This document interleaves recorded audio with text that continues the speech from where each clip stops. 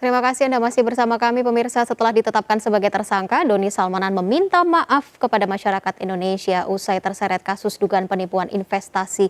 Selain itu, Doni juga berharap agar ia bisa diberi hukuman yang ringan.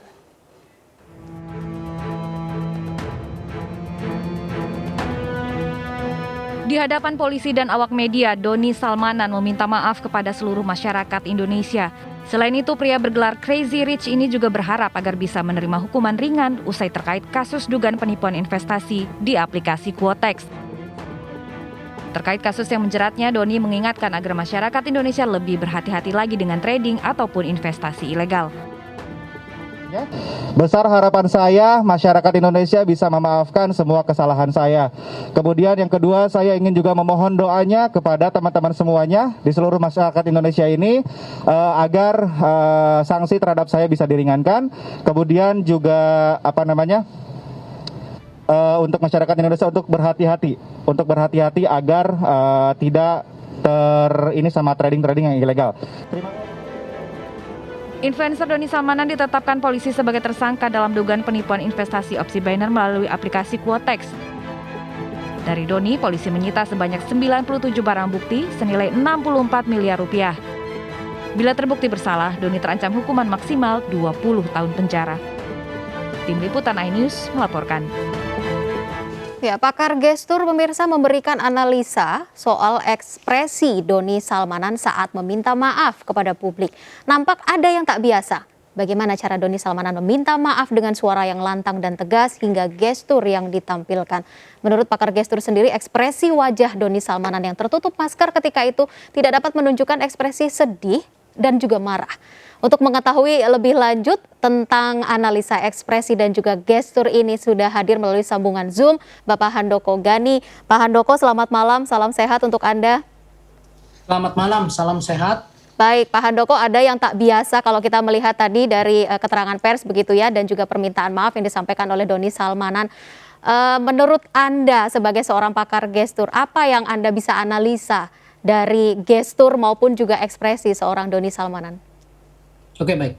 Saya akan bicara dulu dari sisi audiensnya. Setiap pesan, apalagi itu sebuah keterangan pers, tentu punya audiens ya. Ini ada 3 audiens yang disebutkan dalam kalimat dari Pak Doni ya. Yang pertama adalah masyarakat Indonesia yang mengerti tentang trading, ya.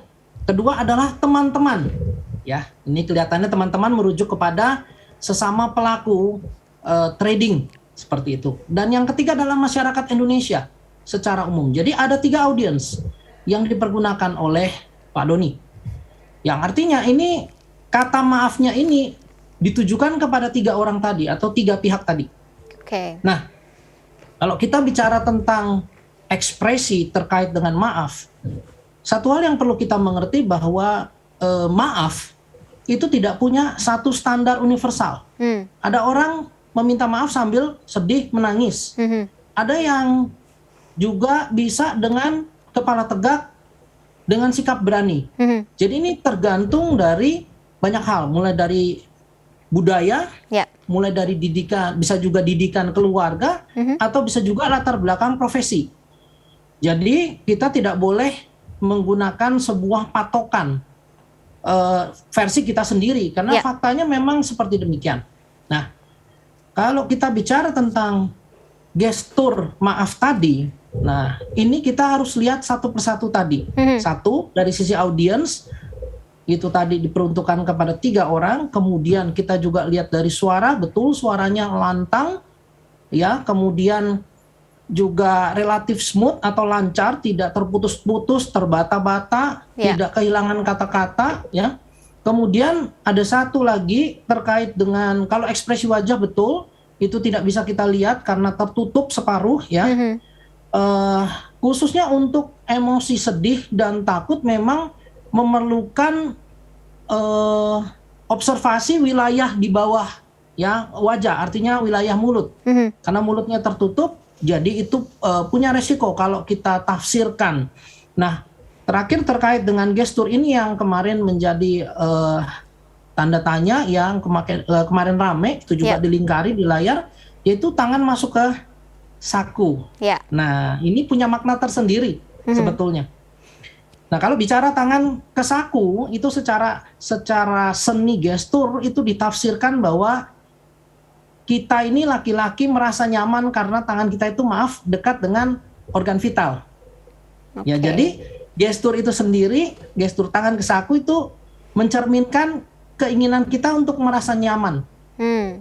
ya. Mhm. Nah, kalau dari sisi profesi ini agak berbeda, khususnya yang kita kenal mungkin profesi model, Ya, ya, di mana tangan masuk di saku. saku. Nah, Mhm.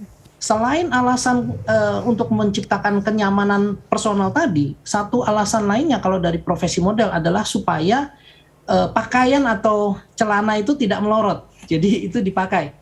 Itu yang saya ketahui ya. Ya. Kemudian kalau kita lihat satu lagi, ini adalah yang terkait dengan public image. Mhm. Nah, memang ada beberapa gerakan public image yang memasukkan tangan di kantong. Ya, di mana itu sebetulnya untuk menunjukkan power, Mhm, mhm. ya, menunjukkan coolness, ya, karisma, Ya. power dan karisma. Ya. Nah, ini yang menarik ya untuk kita bedah sama-sama. Nah, kalau menurut saya setelah saya lihat semuanya, satu, saya melihat bahwa permintaan maaf ini perlu ditelaah dari sisi latar belakang seorang Doni ini, Baik. termasuk dari kultur tadi. Mhm. Yang saya ingin sampaikan dengan praduga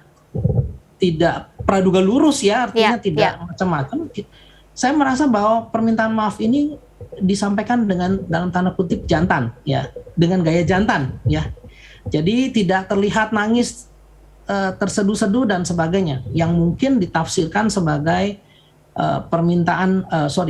ditafsirkan sebagai ekspresi merasa bersalah oleh masyarakat, ya. Nah, Baik. ini ekspresi jantan. Dan yang kedua yang saya lihat memang tadi dari pemilihan kata-kata yang disampaikan ada sebuah pesan yang ingin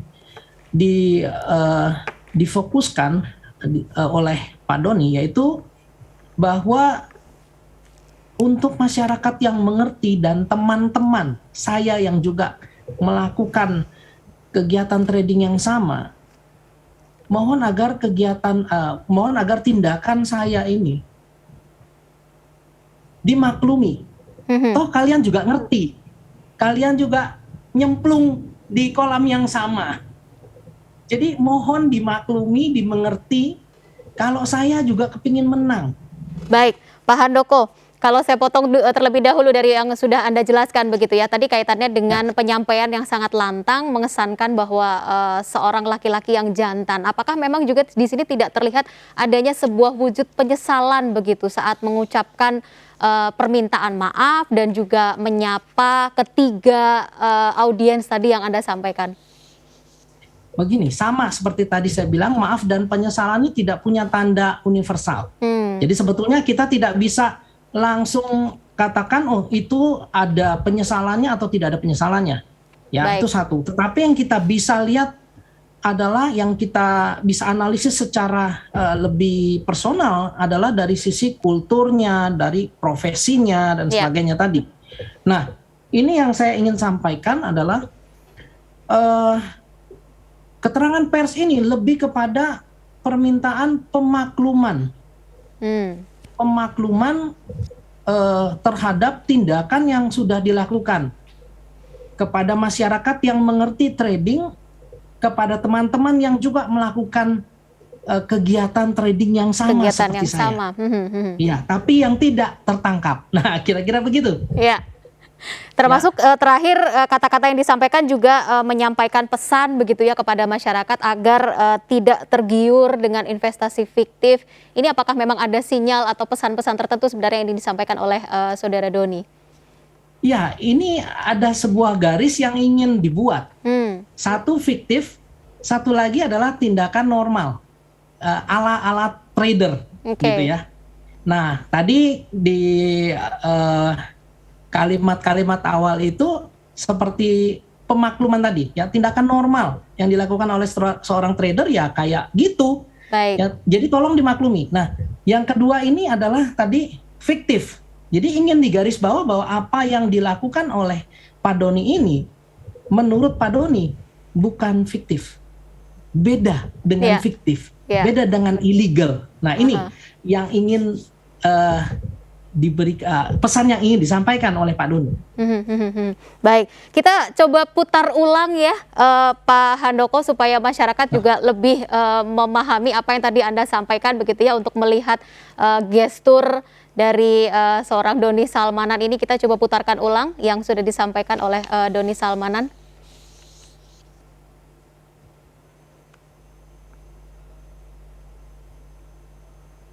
Baik, bisa kita putarkan ulang yang